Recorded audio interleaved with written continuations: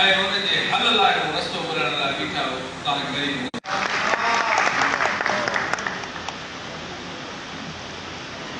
दोस्तों, तमाम दोस्त पंहिंजा बहितरीन राया ॾेई विया, तजवीज़ूं ॾेई विया ऐं पंहिंजे जोश जज़्बे सां हिन हाउस खे पंहिंजा राया ॿुधाए विया। असांखे उन्हनि जे रायनि जो, उन्हनि जे जज़्बातनि जो अहसासु आहे। जिते राया ॾेई विया आहिनि उते कुझु क्वेश्चन छॾे विया आहिनि, कुझु सवाल छॾे विया आहिनि, जिनखे उन्हनि जा जवाब ॾियण में मुनासिब सम्झां थो।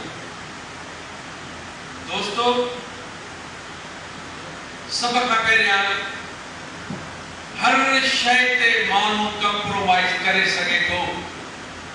पर आउं चवां थो त कॾहिं बि माण्हू इंसान पंहिंजी गैरत ते कंप्रोमाइज़ नथो करे।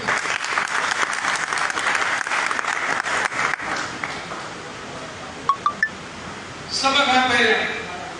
अनेक असांजा मसइला आहिनि, भई असांजूं पेचीदियूं आहिनि, उस्ताद परेशान हाल आहिनि, पर सभ खां वधि में वधि असांखे जेको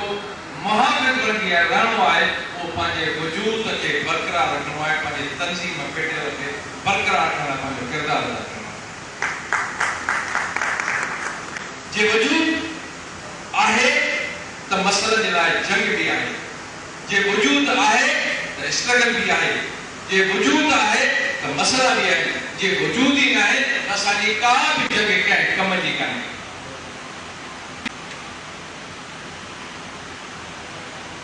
तारीख़ सम्झो त माज़रत सां इन करे चयुमि त असांजा काफ़ी नवां दोस्त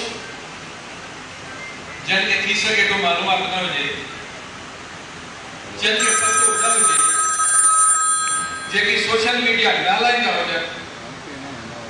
जेकी दोस्तनि सां कचहरियुनि में महफ़िलुनि में पेटेलनि जो तस्करे में न हूंदनि,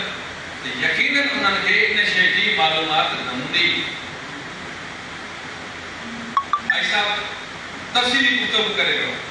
पीर मुज़फ़्फ़र साहब तफ़सीली गुफ्तगू करे रहो त साईं जेका अप्रैल में असांजी वर्किंग कमेटी थी हुई, उन्हीअ में तक़रीबन वर्किंग कमेटीअ तहरीक जे लाइ वोट कयो त तहरीक हलणु खपे, तहरीक हलणु खपे, पर उन वक़्तु असांजे दोस्तनि मोहतरमनि असांजे लाइ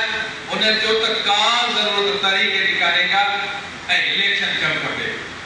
पोइ उन ई वक़्तु हर माण्हू ईंदो आहे, उहो चवंदो आहे त मूंखे अञा बि साल वधीक मिले, अञा बि 2 साल ॿिया वधीक मिलनि। मां अॼु जेकॾहिं ईमानदारी सां हिन हाउस खां पुछां थो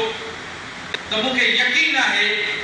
त अक्सर उन्हनि दोस्तनि जा जेका नथी चाहे इलेक्शन थिए, न थिए इलेक्शन, पर मां चाहियां थो त इलेक्शन थिए। इलेक्शन तंज़ीमनि जो रूह आहे, इलेक्शन ताक़त आहे, इलेक्शन जे अंदर में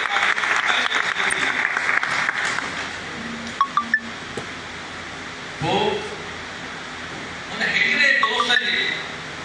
मौक़िफ़ खे मरकज़ी सदर ताईद करे चयो त इलेक्शन थियणु खपे, इलेक्शन कमीशन जो जोड़णु खपे। वधीक साल कोन थो वञा, हाणे साहब जे वॾा ॾेई वियो आहे त ही त उन शहर वांगुरु आहे। इलेक्शन जो चई पोइ वरी इलेक्शन न थियणु खपे, वरी कोर्ट में वञणु खपे त इलेक्शन न थिए। ये उन शहर वांगुरु आहे त महकान जी रस्म त बेहोश न थी, महकान जी रस्म त बेहोश न थी, रिंदनि जो बस त होश न थी। वरी हिकु साखीअ ॾिने इनाम मूंखे मुंझायो त खिल बि न, रो बि न ऐं ख़ामोशी न थी।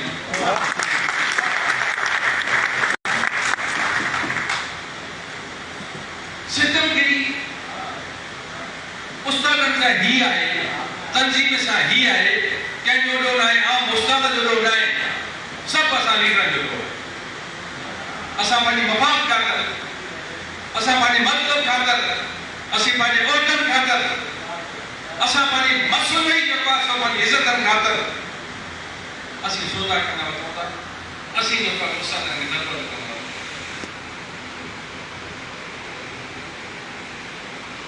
तव्हां हेॾो हाउस वेठो आहे मूंखे पंहिंजे ईमानदार सां चओ न इलेक्शन कमीशन जो जेको चेयरमैन हाजी मोहम्मद अरशद विरोधी चूंडियो आहे इन में कहिड़ी ख़राबत आहे कहिड़ी इन में बेईमानी आहे कहिड़ो इन में काम ख़राब आहे बाक़ी ने बात था मूंखे ठग लॻो ई नहीं ही त हुका हिकिड़ो माण्हू हिकिड़े खे ॾसू पियो त हू बि उहो पियो करे ऐं इन मूंखे छॾिया थो के मारींदो ॿिए चए बाबा तूं ॾसू तूं पियो आहे ऐं गांव में तूं थो करे चए छॾींदो मां तोखे मारींदो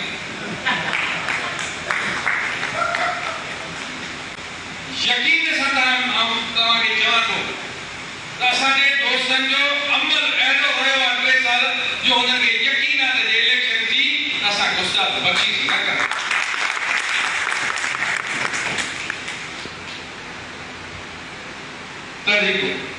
तहरीक हले गवर्नमेंट जो को मजबूर न थे तहरीक हले ऐं उस्ताद जो मसलो हल न थे उन तहरीक खे असीं पाण कमज़ोर कयो आहे उन तहरीक जी अहमियत असां पाण ॾिनी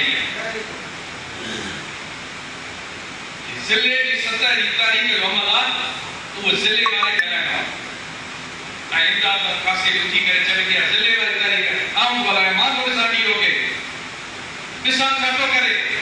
ज़िले खे ख़बर ई न आहे यकीनन ज़िलो मुतरक न थींदो न इन विच में ऑफिसर खे मौक़ो मिलंदो त ही पाण ई मुताबिक़ न आहे मर्कज़ी सतह जी तहरीक हुजे ऐं उन खे तव्हांजो ज़िले जो सदर खणी वञे ऐं तहरीक हिकिड़ो पेटियल जो नालो आहे 1.25 लाख उस्तादनि जी तंज़ीम आहे 1.25 लाख जंहिं तंज़ीम जा